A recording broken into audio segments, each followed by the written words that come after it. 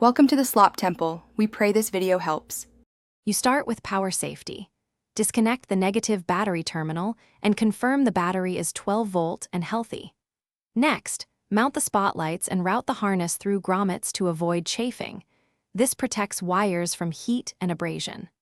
Once done, position a relay close to the battery and the lights to minimize voltage drop, and prepare an inline fuse near the battery for short-circuit protection. Make sure to use 1416 AWG wire for the power run to handle current.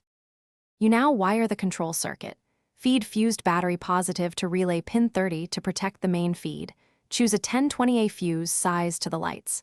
Then tap the headlight switched power to relay pin 86 so the relay only activates with the headlights. This prevents constant draw. Ground relay pin 85 to a clean chassis point. Once connected, run relay pin 87 to the spotlight positive and land all negative leads to a solid chassis ground to complete the circuit and reduce resistance.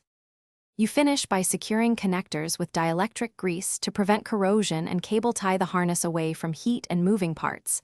Then reconnect the battery negative. Test with headlights on. Listen for the relay click. Measure voltage at the spotlight positive to confirm full battery voltage, and adjust the aim of the beams for proper pattern.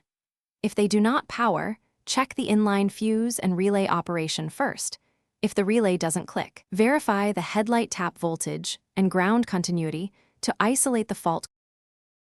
Thanks for watching. Consider subscribing if we helped you.